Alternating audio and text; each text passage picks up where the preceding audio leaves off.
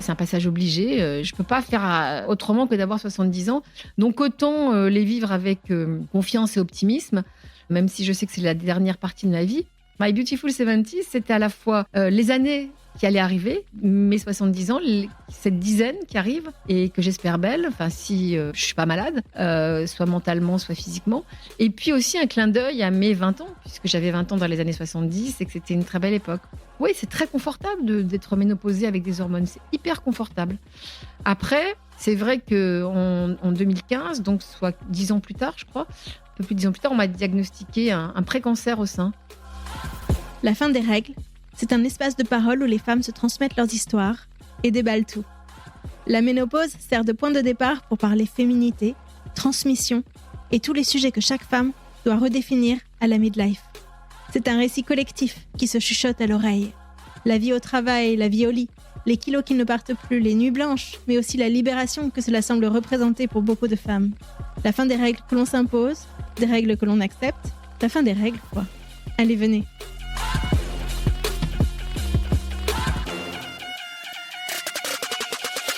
Alors, bonjour Michel. Bonjour Aude. Je suis ravie que tu sois là. Tu viens du coin, parce que tu n'étais pas très loin avant de venir. C'est ça, avec un GPS à l'envers dans ma tête, donc je me suis perdue. Tu es Michel Fitoussi, C'est moi. ancienne grand reporter à Elle. Ouais. C'est comme ça que tout le monde te connaît, hein. C'est ça, éditorialiste surtout Et- aussi beaucoup. Et éditorialiste également. Je me souviens de l'avoir lu. Tu as écrit beaucoup de romans Ouais. également. Roman, essai, documents, effectivement.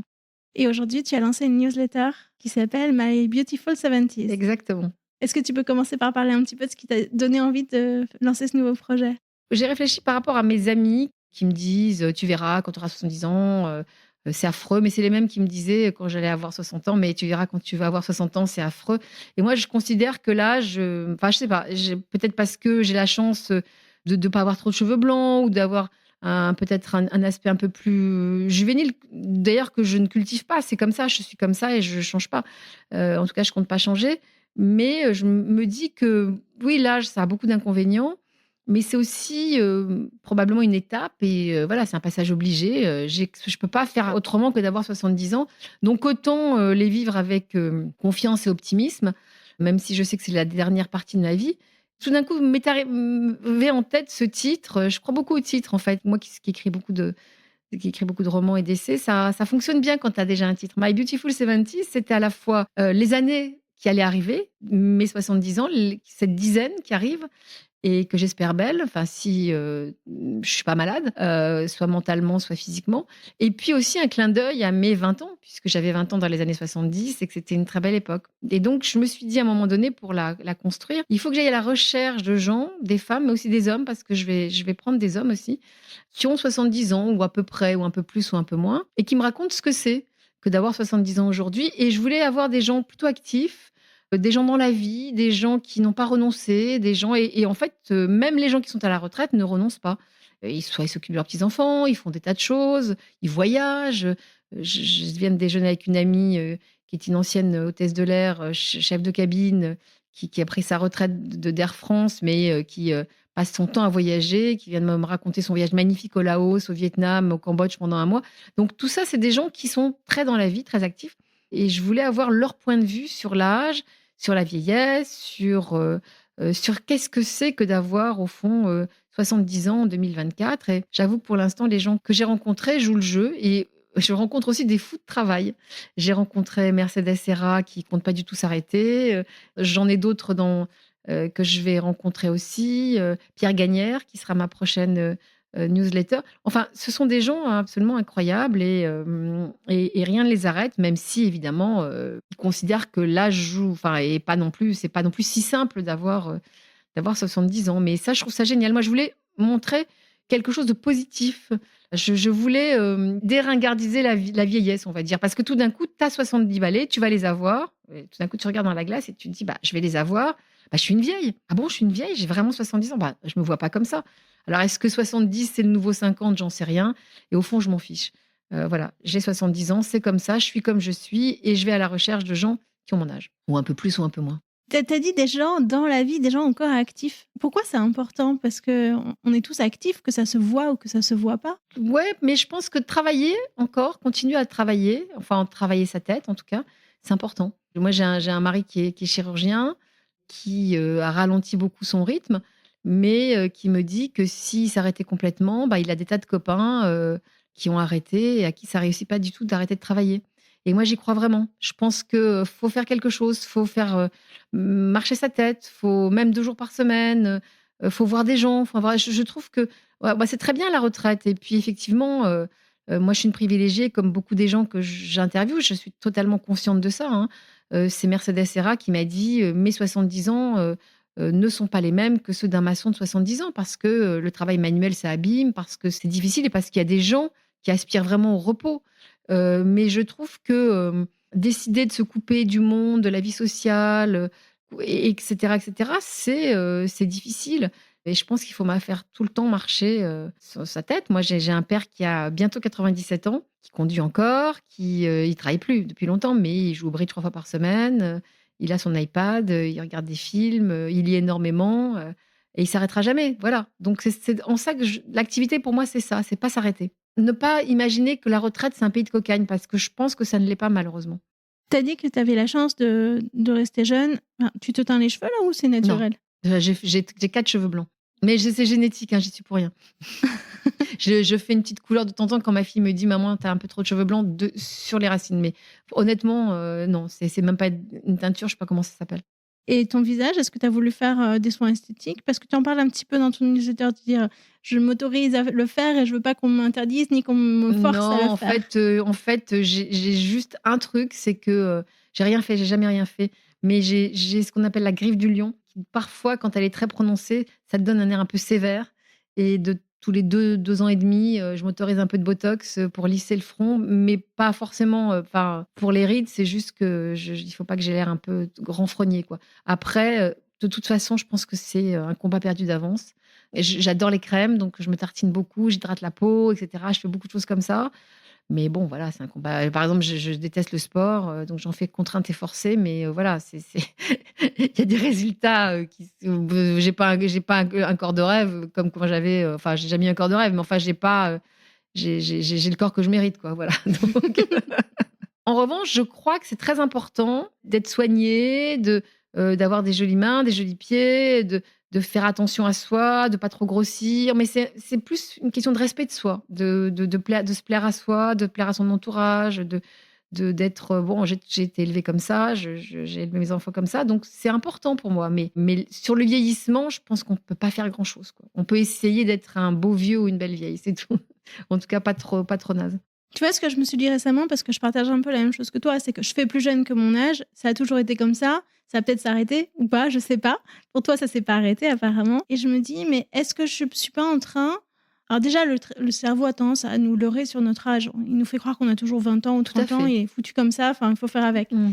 Mais du coup, de me dire, finalement, bah, je peux me permettre de continuer à manger du sucre, je peux me permettre de pas être hyper rigoureuse sur le sport parce que ça ne se voit pas. Et je me demande si c'est pas quelque chose qui est traître, en fait. Ce sera toujours traître de toute façon, tu vois? Hier, ça fait 6 mois que je me pèse plus alors que je faisais ça régulièrement parce que j'en avais marre et puis hier, j'ai fait une visite chez ma gynéco et tout d'un coup, j'ai bu, 2 kilos de plus que mon poids, vraiment max. Je me suis dit: «Ouh là là, ça va pas du tout». Puis elle m'a dit: «Bon, faites attention, mais franchement, en faites pas une obsession». C'est vrai. Moi, toute ma vie, j'ai eu, moi, je suis née, en Tunisie, je viens d'une famille, juive tunisienne pour qui à la fois la passion, c'était de manger et le drame, c'était de grossir. Donc c'était 2 injonctions totalement, différentes. Ma grand-mère me poursuivait, pour que je mange et en même temps, il fallait que je sois mince. Donc c'est très compliqué. Après, j'ai travaillé dans un journal féminin où l'injonction, c'était 3 kilos avant le maillot. Donc si tu veux, moi, j'ai toujours vécu dans ces injonctions-là de poids, et c'est compliqué de s'en débarrasser. J'aime bien la nouvelle génération. Je vois les amis de ma fille, je vois ce qui s'est passé avec le mouvement post-MeToo parce que, il y a tous ces mouvements qui disent aux filles, «Arrêtez les injonctions, si vous avez 3 ou 4 kilos de plus, c'est pas très grave. Voilà, si vous avez des poils, c'est pas très grave» et cetera. Bon, ça, je trouve ça très bien. Moi, je suis pas trop capable de ça. Après, il y a aussi la santé. C'est-à-dire que tu te rends compte un beau jour que si tu manges trop de sucre, c'est pas très grave, mais peut-être que tu vas en pâtir parce que tu auras mal au ventre, parce que voilà. Donc tu es toujours en train, mais c'est humain, voilà, les hommes, c'est pareil, hein. Tu es toujours en train d'essayer de réfléchir à, avantages, inconvénients, qu'est-ce qui est bien, qu'est-ce qui est pas bien? Est-ce que je fais ça? Est-ce que je fais pas ça? Et cetera. Finalement, tu te rends compte que si tu fais du sport, tu te sens mieux. Tu te rends compte que si tu manges un peu moins de sucre, tu grossis moins ou tu as moins mal au ventre ou j'en sais rien. Donc j'ai toujours essayé de dealer avec moi-même, quoi, voilà. Donc je suis pas toujours rigoureuse, mais j'essaie de le faire et aujourd'hui, plus qu'avant, en étant moins, mes enfants m'ont dit un jour: «Maman, on t'a jamais vue autrement qu'au régime» et là, ça m'a fait réfléchir. Je me suis dit: «Bah, ils ont raison». Parce que j'ai passé mon temps à ça, à me dire: «Ah, bah, j'ai 3 kilos de trop, j'ai 3». Non, on n'était pas plus heureux parce que tu as 3 kilos de moins, voilà. En tout cas, tu pas quand tu vieillis, tu as pas un visage plus joli, bien au contraire. Tu regrettes ça? Tu te dis: «On était folles»? Quand tu vois la nouvelle génération? Parce que moi aussi, je suis très sensible je suis entre les 2. C'est-à-dire que j'ai vécu avec les injonctions de, allez, 16 ans à 40 ans et puis tout d'un coup, je vois cette, vague de nouvelles approches du corps féminin que j'épouse totalement. J'adore. Ça me fait un bien fou d'entendre ce message-là. Ah bah, écoute, moi, j'adhère complètement, je trouve ça génial. Je trouve ça génial, je vois les amis de ma fille, je trouve que tu dois pas te précipiter, après l'accouchement pour, perdre tes kilos, alors que moi j'étais obsédée parce que je rentrais plus dans mes 38, ou 36. Enfin, tu vois? C'est des choses comme ça qui sont pénibles, je me souviens, même du regard de mon premier mari sur moi après un accouchement, en mode: «Mais tu as vachement grossi». Mais même je me souviens du regard de mon père sur moi, quand j'avais 14-15 ans, «Fais attention à pas grossir», tu vois? Donc tu as des injonctions quand tu es une femme, tout le temps et souvent de la part d'hommes qui par ailleurs t'aiment et veulent être bienveillants avec toi. Des femmes, j'en parle pas. Donc oui, oui, je regrette ça. C'est dommage et j'ai probablement été comme ça avec ma fille, mais heureusement qu'elle a suffisamment de personnalité pour s'en être débarrassée. J'aimerais venir à un autre sujet, c'est que tu as eu 50 ans en 2004 Ouais. et 2004, c'était 2 ans après la fameuse étude WHI aux États-Unis qui avait mis un coup d'arrêt au traitement hormonal pour des mauvaises raisons. On l'a découvert, très peu de temps après, mais ça a eu un impact médiatique tel que des femmes qui prenaient le traitement ont arrêté de le prendre et des femmes qui auraient pu le commencer ne l'ont pas pris. Et donc toi, je sais pas comment s'est passée ta ménopause, tu vas raconter ça, mais qu'est-ce qui s'est passé pour toi à ce moment-là? J'ai fêté mes 50 ans en novembre 2004 et bizarrement, mes règles s'étaient arrêtées quelques mois auparavant, donc je m'étais dit: «Bah, c'est très bien» et puis paf, le jour de cette fête gigantesque, j'ai eu un retour mais méga comme si mon corps disait: «Attends, attends, attends, c'est pas fini, c'est pas fini, tu encore un petit moment». Bon bref, j'ai à peu près été ménopausée autour de 50 ans. J'ai eu mes règles assez jeune, hein, j'ai eu mes règles à 11 ans et demi, donc tu vois, ça fait quand même, entre 11 ans et demi, 12 ans et 50 ans, il y a beaucoup d'années où c'est pénible et où vraiment, j'ai trouvé qu'avoir ces règles, c'était épouvantable. Donc j'ai toujours détesté ça. Donc j'étais assez contente que ça s'arrête, et puis quand j'ai vu ma gynéco, elle était très bien et elle m'a dit: «Voilà, il y a une étude qui dit ça». Il y a des études d'ailleurs pas que américaines, il y avait une étude anglaise aussi, si je me souviens bien, qui dit: «Moi, je vais vous dire ce que je pense, j'ai plus de 50 ans, je prends des hormones, j'en ai pris, ça ne me dérange pas d'en prendre, mais ça, c'est mon point de vue personnel et vous, voilà les avantages et les inconvénients, je vous dis ce que dit l'étude, mais c'est une étude». Pour elle, c'était pas gravé dans le marbre, c'était une étude, point et elle avait aussi l'expérience de beaucoup, beaucoup, de patientes, qu'elle voyait, voilà et qui prenaient des hormones. «Qu'est-ce que vous voulez faire?» Et moi, j'ai pas hésité une seconde, j'ai dit: «Je prends des hormones» et effectivement, j'ai pris des hormones et bien et mal m'en a pris. Bien m'en a pris parce que la ménopause, c'est un peu dur parce que, oui, effectivement, il y a les bouffées de chaleur et cetera, mais d'abord, on dort pas. Or, si tu prends un comprimé le soir pour dormir, je sais pas quoi, je sais plus comment ça s'appelle parce que ça fait longtemps, bah, tu dors. Il y a beaucoup, beaucoup d'avantages. Ah, tu règles ton poids, enfin, il y a plein de choses qui font que, oui, c'est très confortable d'être ménopausée avec des hormones. C'est hyper confortable. Après, c'est vrai qu'en 2015, donc soit, 10 ans plus tard, je crois, un peu plus de 10 ans plus tard, on m'a diagnostiqué un précancer au sein et que donc, bon, j'ai eu de la chance, pas de la chance et cetera. J'ai eu de la chirurgie, mais j'ai pas fait de chimio ni rien. On t'a Mais retiré un sein? ouais, mais du coup, plus d'hormones. Mais en fait, quand on m'a annoncé que j'avais un cancer du sein, je me suis pas dit: «Oh là là, j'aurais pas dû prendre des hormones». Je me suis dit: «Bon, bah, voilà, j'ai assumé, de les avoir prises puisque j'avais décidé en toute connaissance de cause et je me suis dit: «Bon, c'est un peu une loterie aussi». Est-ce que, si j'avais pas pris d'hormones, j'aurais eu ça aussi? J'en sais rien. Alors, ce qu'on dit aujourd'hui, c'est Heu, que ça révèle un cancer préexistant. Ça le fait pas. Peut-être, c'est possible, hein, franchement, je me suis pas posé la question. Je me suis pas dit: «Ça ne sert à rien de se dire: «Oh là là, j'aurais dû, j'aurais pas dû». Dans la vie, bon, voilà, tu as fait des choix, tu les assumes. Je me suis dit: «Bon, bah, voilà, c'est comme ça». Bon, une fois que j'ai tout ça s'est passé, après effectivement, tu prends plus d'hormones donc tu toi et ta chance. Si tu as un bon sommeil, ce qui n'est pas mon cas, tu dors. Si tu as pas un bon sommeil et que tu vas prendre des somnifères, ce qui est mon cas, bah, tu rames. Ça a été le sommeil le plus Pour gros moi, challenge pour plus toi? dur, c'est le sommeil, oui. T'as pas eu d'autres symptômes? Non, parce que j'ai pas eu plus de bouffées de chaleur que ça. Douleurs articulaires, il y a plein de choses qui peuvent revenir. Ouais, ouais, mais tu mets ça sur le compte de l'âge aussi, tu vois? C'est pas simplement, les hormones, hein.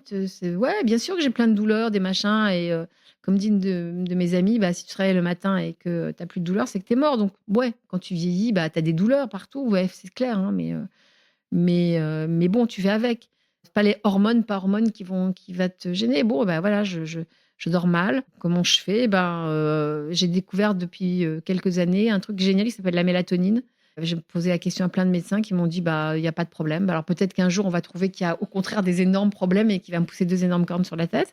C'est p J'en sais rien. Pour l'instant, je la prends en spray, 2 sprays de mélatonine avant de dormir, si j'arrive pas à m'endormir, bah, c'est royal et tu pas d'effets secondaires, pour moi, c'est génial, quoi et voilà. Après, moi, je m'estime chanceuse parce que, pour le moment et je touche du bois, il y a plein de bois ici. Moi, ce qui me ferait le plus peur, en fait, c'est la déchéance, cognitive, quoi. Ma maman est décédée il y a 10 ans, mais il y a eu quelques années très rudes où elle a perdu peu à peu, c'était pas un Alzheimer, mais ça y ressemblait et donc ses facultés cognitives et cetera. C'est très dur de voir quelqu'un qu'on aime, sombrer dans cette déchéance-là. Donc quand ma sœur et moi, on allait voir maman, à la maison de retraite ou malheureusement à l'EHPAD, où malheureusement on avait été obligés, à la fin de la faire entrer, quand on sortait de là dévastés, on se regardait toutes les 2 et on se disait: «Bon écoute, si ça m'arrive, tu me fais piquer, hein». Donc c'était une boutade parce qu'on a toujours eu, cette façon de rire, devant des choses un peu difficiles, mais oui, voilà, moi c'est la déchéance psychique, mentale, ouais, je crois que c'est ce qu'il y a de plus dur en fait. C'est ce qu'il y a de plus dur, me semble-t-il. Donc c'est pour ça que tu veux toujours faire travailler ton cerveau. Si c'est pas un Ah livre, oui. c'est une newsletter, si c'est Oui, pas ça, c'est encore oui. autre chose. D'abord parce que je m'ennuie. D'abord parce que je me suis rendu compte j'ai pas fait grand-chose pour plein de raisons, octobre, novembre, décembre et je me suis rendu compte que ça marchait pas du tout, qu'il fallait que je bosse et je m'étais dit: «Bon, je prends un peu de recul, je vais réfléchir» et je me suis dit: «No way, faut que je travaille, faut que je continue», d'abord parce que, tout d'un coup, je me suis rendu compte que, bah, les gens que je connais j'ai beaucoup d'amis qui sont beaucoup plus jeunes que moi donc et qui sont très actifs donc j'allais voir des gens, je discutais et cetera puis je me disais: «Mais attends, je suis la seule à rien foutre là». Alors j'étais là, comme je venais de sortir un livre et que j'avais encore un peu de promotion, donc ça allait, mais ça me nuisait. Puis je me disais: «Mais attends, mais» et puis j'étais énervée quoi. Je me disais: «Mais je fais rien là, c'est pas possible» et j'ai toujours bossé, j'ai bosse depuis que j'ai 20 ans donc et je me suis dit: «Non, ça va pas. Ça ne va pas, c'est pas possible». Donc j'ai, accepté plein de choses et à part la newsletter, je fais d'autres choses, mais et en attendant d'écrire un nouveau livre, comme je comptais pas écrire un livre, pour écrire un livre, et que je pense que maintenant je vais en écrire peu. Je veux pas me lancer dans quelque chose qui va me prendre du temps, 2 ans et qui soit un truc pour rien, quoi. Donc il faut que ça soit important pour moi et comme le dernier livre l'était, c'est un livre qui s'appelle «La famille de Pantin» et où je raconte à la fois l'histoire de ma famille juive tunisienne et l'histoire des Juifs de Tunisie, voilà. Donc et c'est un livre que j'ai mis, à la fois 30 ans et 3 ans à écrire, qui est un livre important pour moi. Donc il est sorti en mars dernier, il y a eu la promotion, il y a eu, qui a continué encore tout même après les vacances. Il est probable que j'écrirai un autre livre. J'ai d'autres projets aussi de documentaires, de choses comme ça, mais non, mon cerveau en repos, certainement pas. D'ailleurs, je me rends compte à quel point ça me fait du bien, et même mes enfants, qui m'ont vue un peu, inactive m'ont dit: «Ah là là, ouais, ça se voit que tu es un peu inquiet». «Ça se voit maman, ouais, c'est bien, c'est bien». «Oui, mais enfin, si vous voulez que j'aille m'occuper de vos enfants aussi, il faut». Non, tout ça, c'est bien. Il y a une autre, dimension de ta vie qui m'intéresse beaucoup, c'est de savoir quelle est ta relation, à l'amour aujourd'hui. Qu'est-ce que ça veut dire d'être amoureuse quand on approche des 70 ans? Alors moi, je vis en couple depuis 30 ans. Enfin, c'est mon deuxième conjoint. Enfin, là, je suis pas mariée avec lui, mais on est pacsés, mais voilà.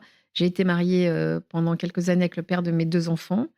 Donc j'ai 2 enfants, une fille qui a 41 ans, qui est cinéaste, qui s'appelle Léa Domnac, un fils qui a 38 ans, qui est journaliste, qui s'appelle Hugo Domnac. Bon, on s'est séparés et j'ai rencontré quelques années plus tard, mon conjoint actuel. Ça fait 30 ans cette année, donc on est toujours ensemble, on a le même âge, enfin il a 1 an de plus que moi. On n'a pas vécu en couple pendant, 25 ans, parce que chacun de nous avait des enfants. Donc quand on s'est rencontrés, on avait des enfants, d'une dizaine d'années, peut-être un peu plus jeunes. et on trouvait ça compliqué. Donc chacun a vécu chez soi et on se retrouvait, à l'époque, c'était, il y avait pas on parlait pas beaucoup de garde partagée, de garde alternée, donc c'était un week-end sur 2 et donc on s'arrangeait pour être ensemble, vraiment quand le papa ou la et des uns des uns et la maman des autres, récupéraient les enfants et pour se voir, quand comme on pouvait, pour partir en week-end, en voyage ensemble et on s'est installés ensemble, en 2017 chez lui, une fois qu'il y avait plus aucun oiseau dans le nid, quoi. Mais ses enfants étaient plus jeunes que les tiens Non, parce non, que le ils avaient tien le avait même déjà âge, mais 31 ils ans? continuaient à vivre avec il y avait un fils qui continuait un peu à vivre chez son père, un peu qui a traîné un peu la patte, quoi. Quand il a fait des allers-retours et quand, vraiment, il est parti, il a enfin pris son appartement.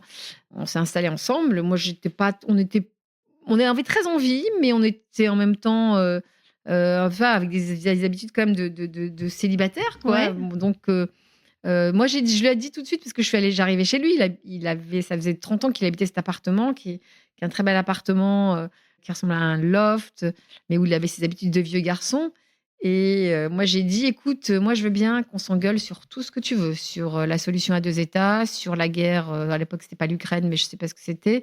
«Qui faut-il comme président aux États-Unis?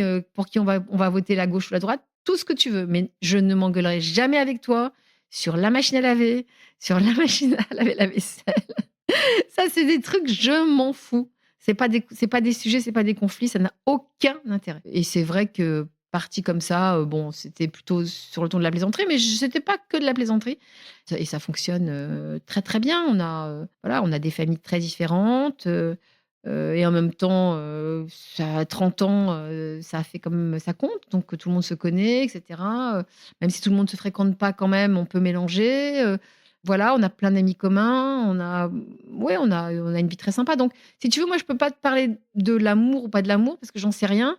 C'est pas comme il y a 30 ans où, bah, tous les couples te diront la même chose, mais c'est une vie extrêmement agréable et harmonieuse, un vrai compagnonnage, des projets communs, une vraie complicité qui nous unit, beaucoup d'engueulades, alors pas seulement sur la politique, mais moi, je pars au quart de tour parce que je suis très impulsive et très énervée, même à mon âge. Et lui, beaucoup moins, mais un peu quand même, peut-être à mon contact. Mais on se réconcilie très vite. Et puis, on a beaucoup d'idées communes. Donc, ça aide aussi. Voilà, il a trois petits-enfants de son côté. Voilà, moi, j'en ai 2. J'adore ces petits-enfants. Pour moi, c'est mes petits-enfants. Voilà, donc c'est encore une autre étape de la vie. Et j'avoue que c'est une étape. C'est une étape qu'on construit. Hein, c'est pas si simple. Hein, d'arriver comme ça. On avait 40 ans quand on s'est rencontrés, donc voilà, on a construit notre relation. Enfin, moi, j'ai passé mon temps à lui dire que j'allais le quitter, mais bon, voilà, on est toujours ensemble. Donc ouais, voilà, ça, en tout cas, c'est mon expérience à moi de vécu depuis 30 ans avec le même homme. C'est marrant ça, tu pouvais te permettre de lui dire ça puisque vous viviez pas ensemble. C'était techniquement simple à mettre en œuvre. C'était pas le papa de tes enfants. C'est ça, Tu pouvais toujours garder cette idée-là et tu avais pas besoin de la mettre en c'est pratique. ça, C'était c'est juste ça. une Mais sorte même, de mais même encore aujourd'hui, quand on s'engueule, enfin, juste, je m'en vais. On me regarde comme ça, maintenant, il a l'habitude. Voilà, ça fait partie des gimmicks d'une relation. La vie de couple, c'est pas toujours simple. Là, il est parti quelques jours, je suis seule à la maison, je suis très contente et pourtant, je me sens très libre. Alors qu'en réalité, on est très libres tous les 2. Chacun fait ce qu'il veut. Enfin, je veux dire, on se retrouve sur plein de choses. Mais s'il a envie d'aller faire du sport ou d'aller nager, que moi je veux faire autre chose, voilà, on n'est pas obligé de faire toujours la même chose ensemble.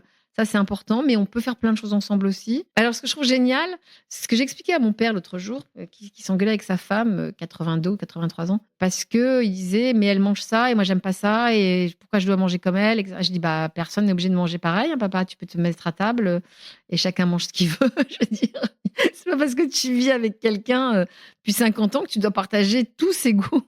Les tiens peuvent changer, tu peux devenir végétarien tout d'un coup, n'aimer que les pâtes et puis elle non et quel est le problème? Il m'a regardé, il m'a dit: «Ah ouais, tu pas tort». Ça lui était jamais venu à l'esprit. C'est-à-dire que dans sa tête, on se met à table avec la personne avec qui on partage sa vie, puis on mange la même chose. Bah non. L'idée du couple, c'est, on fait plein de choses ensemble et puis on a plein de choses très différentes et on est très différents. Moi, le soir, j'aime lire, j'aime pas regarder la télé. Lui, il aime bien s'affaler, sur le canapé. Il est chirurgien, donc quand il est crevé, donc il s'endort devant un film que moi je regarderai pas, mais parfois on regarde ensemble des émissions qui nous plaisent. J'aime bien l'idée de liberté dans le couple. qui est une vraie liberté et qui à mon avis est extrêmement, importante. Sortir chacun de son côté, avoir des activités différentes. Il a ses potes, j'ai les miens aussi, même si on les réunit, donc non, c'est bien. Je pense que tu as tellement raison et c'est pas une évidence parce que ce que tu décris de ton papa, moi je le retrouve même chez moi. Cette idée que le couple, c'est des gens qui font tout le temps la même chose ensemble, je pense que je l'ai tellement vu chez mes parents que je l'ai intégré et je suis pas sûre que ça rende heureux, ce que Non, tu décris. ça rend heureux ni les femmes ni les hommes.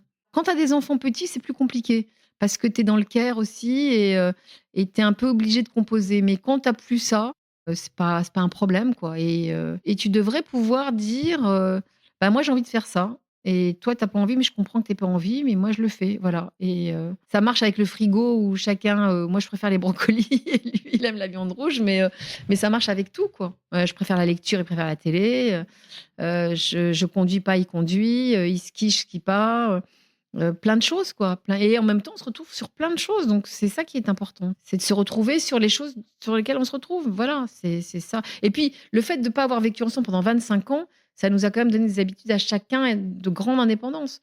On s'est construit l'un avec l'autre, mais l'un à côté de l'autre et on continue à vivre l'un avec l'autre et l'un à côté de l'autre et on a la chance pour ça de d'avoir un appartement qui est grand et qui se prête. Mais même, je pense que si on avait un petit appartement, moi, je suis dans ma chambre et je bouquine ou j'écris et lui, il est dans le salon et il parle avec son meilleur ami qui est son portable.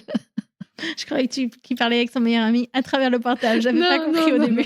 non. Non, non, parce qu'il lit beaucoup la presse et il lit énormément la presse et donc voilà. En même temps qu'il regarde un truc à la En même télé. temps qu'il regarde non, il fait on a un très grand écran, on a ce qu'il aime le plus, c'est regarder une série, sur son portable. Donc bon, écoute, c'est assez incompréhensible, mais moi, ça m'amuse beaucoup. Je te pose encore une question, peut-être que tu te souviendras pas du tout et dans ce cas-là, on changera de sujet. Si tu compares par dizaine, la dizaine 40-50, tu avais encore un corps réglé et cetera et tout ça, puis la dizaine 50-60 pour laquelle tu as commencé à prendre des hormones qui t'ont permis de stabiliser les effets de la ménopause et ensuite la dizaine suivante où tu avais plus les hormones, tu as clairement dit que le sommeil avait été directement impacté par tout ça. Est-ce que tu as ressenti d'autres choses sur ton psychisme, sur, ta façon de voir la vie?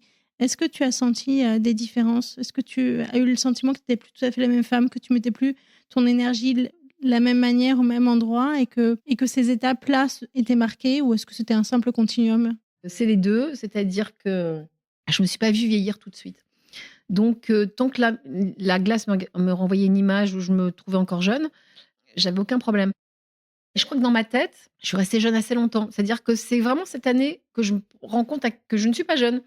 Ça a l'air idiot de dire ça, mais c'est vrai que en discutant avec des tas de gens, y compris avec les femmes que j'ai interviewées, l'image que la glace leur envoie, c'est pas l'image qu'elles intègrent. Et donc ça, c'est assez curieux. Après, il y a des étapes. Alors dans les étapes que je vois dans ma vie, il y a une étape très importante qui est le jour où je suis devenue grand-mère.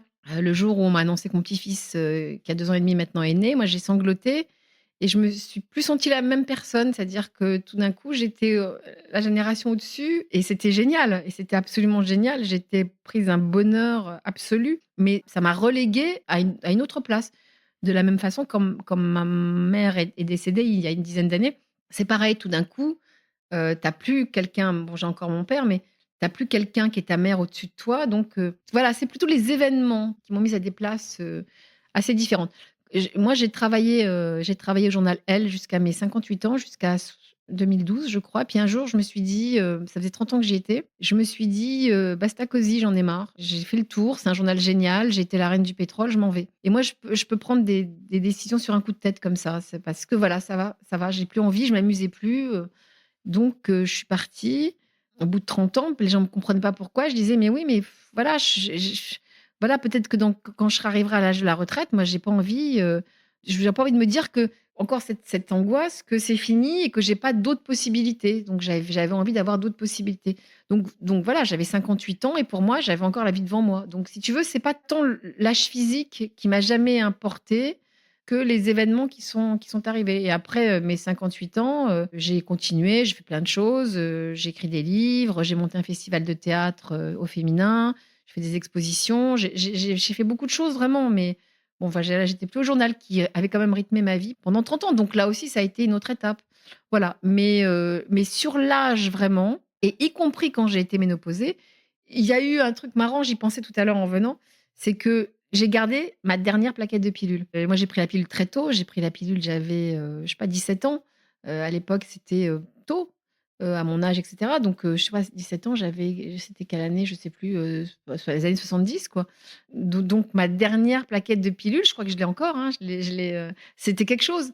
C'était symbolique comme ma première plaquette de pilule sans doute.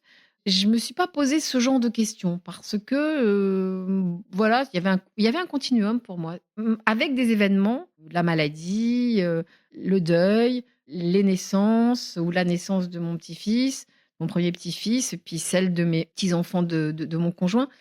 Tout ça, ça fait des étapes de vie, des étapes importantes. Alors évidemment, je me regarde dans la glace et ouais, je trouve que je suis un peu flasque, que ça devrait être un peu mieux tout ça, mais qu'est-ce que j'y peux? J'y peux rien. Je pourrais être la reine du Pilates, mais ça m'ennuie à mourir. Je n'ai jamais adoré le sport, donc bon.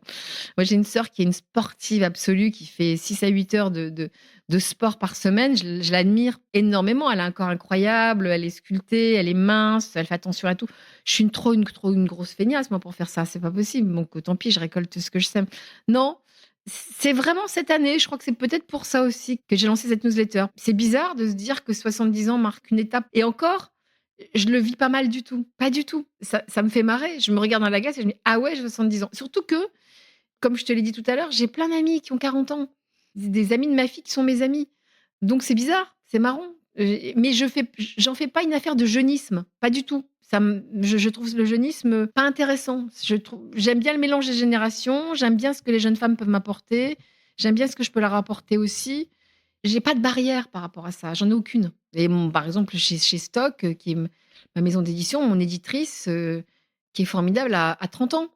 Donc la jeune femme qui m'aide, chez Kessel Média, elle a 25 ans. Donc ça, je trouve ça génial. J'aime parler avec des gens comme ça. Donc non, j'ai pas de les étapes ne sont pas les décennies. Les étapes sont plutôt les événements de ma vie. Et il y a eu des grands événements récemment. Je parle par exemple du 7 octobre, et Oui. puis même la guerre en Ukraine l'année Oui. dernière. Le 7 octobre, c'était très difficile pour moi parce que j'étais à Tel Aviv, parce que mon mari et mon conjoint ses petits-enfants vivent ses 2 fils et ses 3 petits-enfants vivent à Tel Aviv, donc on était allés les voir et on s'est réveillés, le samedi matin avec un copain, qui respecte le Shabbat et qui, nous a appelés en hurlant, à 7 heures du matin, alors qu'on sait qu'il prendrait jamais son téléphone en disant: «C'est la guerre, dépêchez-vous, levez-vous et allez, vous planquer dans les escaliers». Donc moi ça m'a beaucoup impactée, beaucoup, beaucoup, beaucoup, beaucoup. J'avoue que j'ai été, extrêmement, extrêmement touchée par le 7 octobre, extrêmement touchée par le 7 octobre et on est rentrés, non pas parce que je l'ai vécu à Tel Aviv aussi, mais quand j'étais là-bas, j'ai rien voulu voir, pas les images, les réseaux sociaux tournaient en boucle, j'ai pas voulu voir ça du tout. J'étais un peu sidérée, mais j'étais sidérée de la même façon que j'ai été sidérée au moment des attentats de Bombay, puisque au moment des attentats de Bombay, j'étais à Pondichéry et j'allais rejoindre une amie à Bombay le lendemain, que j'avais eue au téléphone, et qui est morte, dans les attentats, à Bombay, le lendemain du jour où j'allais la rejoindre, quoi. Donc là aussi, je suis rentrée à Paris complètement, sous le choc. J'ai mis un peu de temps à comprendre et là, pareil, on est rentré le 11 à Paris en passant par la Grèce, parce qu'il y avait plus de vols du tout, Air France et cetera, c'était fini. Enfin, les 2-3 mois dont je te parlais où j'ai rien fait, il y avait aussi ça, c'est que j'ai été, sidérée complètement et j'ai eu beaucoup de mal à me sortir de ça. Beaucoup, beaucoup, beaucoup de mal. Ça a été, d'une très, très, très grande violence. Donc ça, c'est un vrai événement dans ma vie. Mais je pense que ça aurait été aussi un vrai événement si j'avais pas été, en Israël à ce moment-là. Mais ça l'a été encore plus parce que j'y étais. Mais de toute façon, j'ai une partie de ma famille là-bas, j'ai plein d'amis, j'ai mes petits-enfants, mes 3 petits-enfants, qui étaient là-bas aussi, qui allaient se planquer, enfin, c'était pas très simple, quoi. Donc tout ça, ça m'a beaucoup, puis l'idée qu'Israël puisse disparaître et puis, la menace de l'attaque de l'Iran et puis la montée de l'antisémitisme, dans ce pays que j'aime, qui est mon pays et tout ça en même temps et puis c'est pas fini du tout. On est dans des situations extrêmement compliquées. Tu parlais de l'Ukraine aussi, mais il y a 2 ans, j'ai ressenti aussi, le vrai choc de la guerre en Ukraine, mais parce qu'aux portes de l'Europe. Mais c'est vrai que, on est toujours très marqué par ce qu'on connaît le mieux et je ne connais pas l'Ukraine, j'ai ressenti avec beaucoup de force et beaucoup de violence ce qui se passait en Ukraine. Je connais des Ukrainiens, la violence de l'attaque russe m'a beaucoup choquée, le courage des Ukrainiens m'a beaucoup ébranlée. Les atrocités, les viols de guerre et cetera, j'ai beaucoup travaillé là-dessus quand j'étais à Elle, viol comme arme de guerre, dans pas mal de pays. Là, ça m'a vraiment beaucoup ébranlée aussi et puis c'est vrai que bon, je te parlais des attentats de Bombay, j'en ai fait un livre qui s'appelle La nuit de Bombay.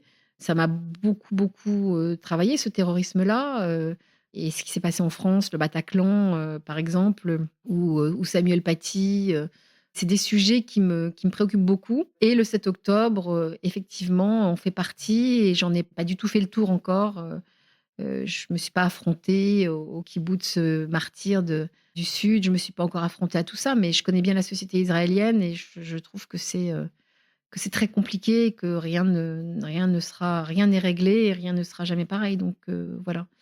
Oui, oui, c'est vrai que ma vie a été très impactée depuis le 7 octobre, mais moi j'ai toujours été, très militante dans l'âme, très moi j'ai fait beaucoup d'éditoriaux sur les violences faites aux femmes. Noël, c'était un peu ma came quoi. C'était, tout ce que j'ai fait, c'était ça. C'était, les Afghanes, c'était les Ukrainiennes, c'était la République démocratique du Congo et les excisions et les vols, enfin les viols, pardon. C'était toutes ces choses-là qui ont toujours fait vibrer. C'était les Iraniennes, enfin, qui m'ont fait vibrer pour les femmes du monde, parce que je trouve que, les femmes, dans tous les cas, sont tellement mal considérées, sont tellement toujours les premières victimes des conflits. Les femmes et les enfants sont tellement toujours les premières victimes de tout, en réalité, de la santé. C'est vraiment très compliqué et je me suis toujours battue, contre ça et j'ai toujours essayé d'apporter un peu ma pierre, en tout cas, ma pierre qui était une pierre, une toute petite pierre, une minuscule petite pierre. C'est l'idée de la réflexion, de voilà, on est privilégiés en France, regardez ce qui se passe dans le monde et regardez ce qui se passe dans le monde pour les femmes et c'est pas fini et c'est pas terminé et ça empire. Moi, quand je pense, à l'Afghanistan où pendant 20 ans, il y a eu une espèce de petite fenêtre de respiration et où je pense aux Afghanes enfermées, j'ai une amie qui avait monté une association pour que les petites filles aillent à l'école, c'est foutu.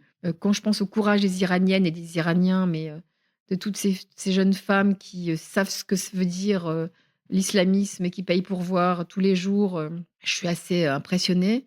Moi, pendant des années à elle, mon job, ça a été d'aller voir ailleurs, ce que les femmes faisaient, de parler, même si j'y allais pas, pour montrer ici ce que ça voulait dire, quoi, voilà. Et donc tout ça, toutes ces réflexions-là, je suis encore dedans et en tout cas sur le 7 octobre, c'est tellement horrible ce qui s'est passé, ce qui se passe encore puisqu'il y a encore beaucoup de jeunes femmes, je ne sais pas si à l'heure actuelle elles sont encore vivantes, mais en tout cas qui vivent des choses absolument épouvantables, dans les tunnels du Hamas. Des jeunes gens aussi d'ailleurs parce qu'ils sont ouais, je trouve ça assez dur et je me suis beaucoup bougée aussi pour ça. Voilà. Moi, je me pose la question par rapport à ton âge aujourd'hui parce que j'ai eu cette discussion avec ma mère il y a quelque temps où elle me disait, quand vous étiez petit, je me disais, mais quel monde on laisse à nos enfants? Et aujourd'hui, elle a 80 ans, je dis, mais c'est pire, quoi. Mais qu'est-ce que j'ai fait de ma vie? Je n'ai pas amélioré le monde. Qu'est-ce que je laisse à mes enfants C'est 40 ans plus tard? c'est pas pire. Pense à la Deuxième Guerre mondiale, c'est pas pire. À cette guerre qui a enflammé le monde, qui a fait tant de victimes, qui a vu un génocide, un vrai pour le coup, des juifs. Pense à la Première Guerre mondiale et à ces morts, à ces 20 millions de morts, pour rien. Tous ces gamins, quand tu lis les récits de la Première Guerre mondiale et tous ces gamins qu'on a envoyés à la mort, les Français, les Anglais et les Allemands, dans les tranchées, mais c'est des trucs horribles. C'est pas pire aujourd'hui, c'est pas mieux, mais c'est pas pire. Franchement, c'est pas pire. C'est même presque un peu mieux. Et puis il y a autre chose aussi. Moi, j'ai beaucoup réfléchi à tout ça. J'ai toujours aimé les livres sur la guerre, c'est-à-dire, qu'est-ce que c'est que l'héroïsme? Qu'est-ce que c'est que le courage? Qu'est-ce que c'est que de combattre? Qu'est-ce que c'est que de résister? Je ne sais pas du tout si j'aurais le courage, tous ces courages-là. Je suis même pas sûre d'ailleurs, moi, je suis très douillette, hein. Mais je me dis quelque chose. Je me dis: «Oui, c'est effrayant. Oui, on a en plus, ce que ta génération nous reproche, à nous les boomers de la catastrophe climatique. Sorry, mais on n'était pas au courant. Toutes ces choses, qu'on a apparemment laissées, qui s'améliorent pas, ouais, c'est vrai qu'on est coupable, mais on savait pas non plus. Moi, je me dis une chose, je me dis que nous, en naissant, on s'est adapté. Moi, je suis née 10 ans après la guerre finalement, la deuxième guerre mondiale. On s'est adapté au monde qu'on nous a laissé. Mes parents sont arrivés de Tunisie en 59. Les Juifs, vivaient en Tunisie depuis 2500 ans. Ils ont été chassés comme tous les Juifs, d'Orient et ils ont été bien obligés de se refaire des vies, de se reconstruire, en France, aux États-Unis, en Israël. Chaque génération peut s'adapter, je pense et c'est ça la très grande force de l'espèce humaine, sauf si un jour, on est menacé vraiment d'extinction pour des tas de raisons. Une bonne petite bombinette, comme disait Boris Vian ou une catastrophe, méga méga giga, comme disent les enfants, climatique. Moi, je saurais plus m'adapter, je pense. Bien que je crois que là, c'est la plus grande force dans la vie, c'est l'adaptation. Mais mes enfants sauront, tu sauras, mes petits-enfants sauront, tes enfants sauront. C'est une évidence. Ça me paraît une évidence. On essaye de se battre pour rendre le monde meilleur, mais on n'arrivera pas parce que parce que j'y crois pas. On essaye de se battre à notre échelle, petite échelle pour éveiller les consciences, ça c'est important. Moi, je te remercie beaucoup pour cet entretien. Mais merci à toi. Qu'est-ce que je retiens de tout ça? On a beaucoup parlé de la fougue militante qui t'a toujours habité. On a parlé du choix de la prise des hormones en toute conscience face à un médecin qui t'a donné les clés pour prendre ta décision et qui t'a permis de faire le choix que tu voulais à ce moment-là. Tu lui fais pas porter la faute d'un cancer qui s'est déclaré 10 ans plus tard, qui était un pré-cancer d'ailleurs, tu as dit, c'est pas tout à fait le même mot. Alors, enfin, c'était un cancer qui ne s'est pas je n'ai pas eu de chimiothérapie ni de traitement. Mais il a fallu effectivement faire une ablation du sein pour ne pas que le cancer s'étende, quoi. Voilà. Donc, je ne sais pas comment on appelle ça, mais c'était un cancer qui n'était pas un cancer déclaré, mais qui se serait déclaré si on n'avait pas pris ces précautions-là. Et tu as peur du risque cognitif? Et j'ai peur du risque cognitif, absolument. Ouais.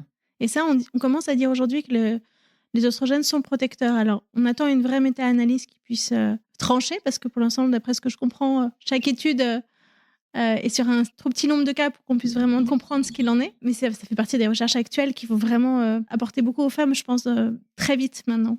Ça, c'est une chose. Je crois beaucoup à la génétique, puisque je t'ai dit que mon père avait 96 ans et que voilà, il joue au bridge 3 fois par semaine, il conduit sa voiture, il lit beaucoup, il est toujours sur sa tablette. Donc, alors, d'un côté, ma maman qui, malheureusement, ça a été un peu plus compliqué. Mais donc, je me dis, si j'ai la chance d'avoir ces gènes à lui, peut-être que ça va fonctionner. Donc, il y a beaucoup de choses qui entrent en ligne de compte, hein. Il n'y a pas que les oestrogènes, etc. Il y a tout un ensemble de choses qui font que. Puis, moi, je crois beaucoup à l'activité du cerveau, hein, clairement. Tu t'intéresses à la médecine anti-âge? Pour les besoins de ma newsletter, maintenant, je regarde un peu tout ça, la nutrition, comment ça se passe. Oui, c'est parce qu'il y a beaucoup de sites, hein, c'est assez marrant d'ailleurs, hein. Oui, c'est intéressant, c'est intéressant. Je pense qu'on peut picorer plein de choses, même si je suis pas toujours tout ça, je crois beaucoup que la nutrition, c'est important. Tu vois, je me suis beaucoup intéressée à l'intestin, votre deuxième cerveau, mais c'est vrai. Quand tu es pas bien du côté intestinal, tu as beaucoup de mal à moi, en tout cas, personnellement, j'ai beaucoup de mal à avancer, je suis sujette à beaucoup de migraines, donc c'est aussi compliqué, donc je fais attention. Oui, je trouve ça intéressant. Après, je suis pas, c'est pas ma religion, mais c'est intéressant d'avoir sans injonction. Je ne supporte pas les injonctions, mais sans injonction, c'est intéressant de savoir, de connaître ça. Et ça fait partie des choses qui peuvent t'aider à bien vieillir. J'ai vu qu'il y avait de plus en plus de centenaires, en fait. Beaucoup de centenaires dans des endroits assez improbables, comme une île en Grèce, Ikaria, comme au Japon, et je crois que la nourriture fait partie de leur processus de longévité, en fait. Oui, on parle de la nourriture Oui. et aussi du fait qu'ils sont actifs et qu'ils font qu'ils sont partie de la actifs. communauté. Ouais, c'est ça. Tu vois, c'est ce que je te C'est disais. exactement ce que tu disais au Voilà. départ. L'activité, le lien social, puis oui, après tu manges, tu as du sport, tu aimes. Et donc aimer, c'est pas seulement être en couple, c'est aimer ses enfants, ses petits-enfants, ses amis.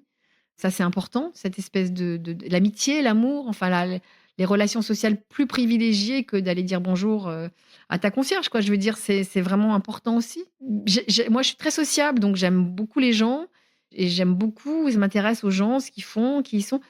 J'aime beaucoup parler avec eux, j'aime beaucoup échanger, j'aime beaucoup les gens qui sont plus jeunes que moi. Je suis à la fois une espèce d'aînée, de conseillère, et en même temps, je crois beaucoup aux échanges aussi, aux échanges entre les gens, entre les générations, entre les cultures aussi. Ouais, c'est important. La curiosité, c'est ça qui te maintient en vie. Merci beaucoup. Et merci beaucoup. Si vous avez envie de prolonger l'expérience, vous pouvez vous abonner à ma newsletter. C'est mon espace caché pour penser au calme. Vous trouverez le lien dans le descriptif. Et puis aussi, j'adorerais que vous veniez me dire ce que vous avez pensé de l'épisode. On se parle sur Instagram ou sur LinkedIn, c'est comme vous préférez. J'ai hâte de vous entendre. À très vite.